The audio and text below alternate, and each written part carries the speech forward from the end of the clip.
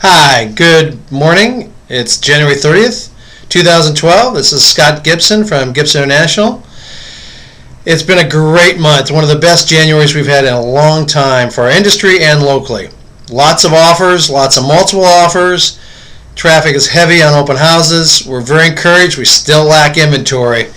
We wish we could get people to know that they could sell their houses out there, because what we could sell all day long. We have a regular meeting today. We have a few highlights to touch on. We always have our meetings on Mondays for lunch. A couple things key. Tax relief on deficiency judgments ends at the end of the year. That was a federal bill that provided for those people on short pays and on foreclosure, they could avoid paying tax on the forgiven debt.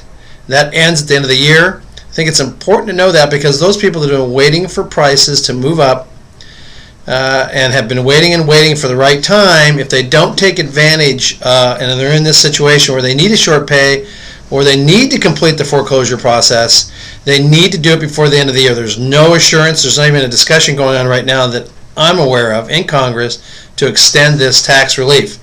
And it's be very meaningful for a lot of people that are in that situation. So with short pays taking as long as they are, and certainly the foreclosure process also is lengthy, we need to tell our clients to start getting their houses on the market now or completing their processes so that they can take advantage of that key tax relief. Very important. Another area of discussion is to remind people that what they call the tax bush cuts come up for expiration at the end of the year.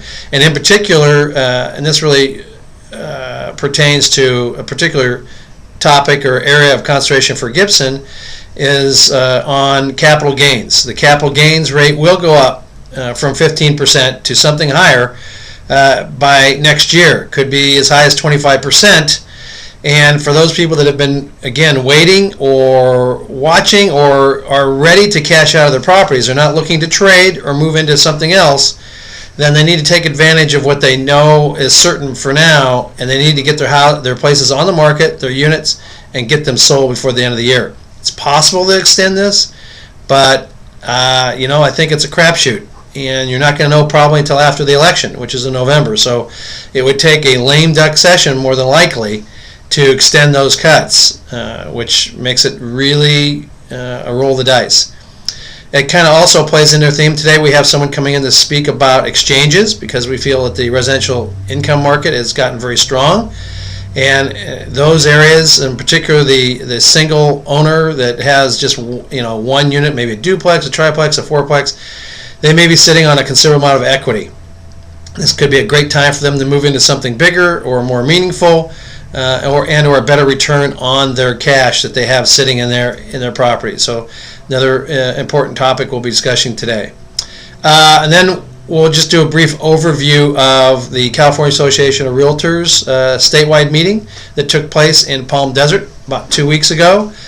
And really nothing super meaningful that took place. There are a lot of legislation and a lot of key issues that will come to the fore by the spring session, where we go to Sacramento. And certainly as we get closer to the election in November.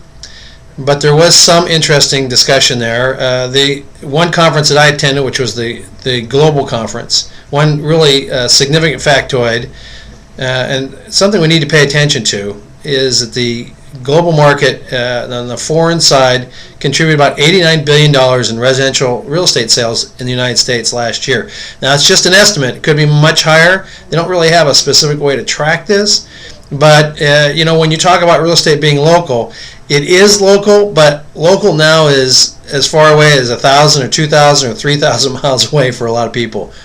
The United States is still a fantastic investment. The decline in the value of the dollar, the rise of some currencies against that have really provided an opportunity, and actually the decline in our values have provided a great opportunity for a lot of people coming from other countries to make a great value purchase here in the United States, and they're doing it.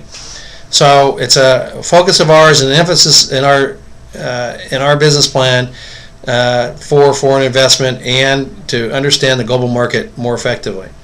So that's it today. I hope you have a fantastic Monday. I know February is going to be another great month. And when I report back to you next, I'm sure that I'll be able to report that. So have a great week. Enjoy the start of February.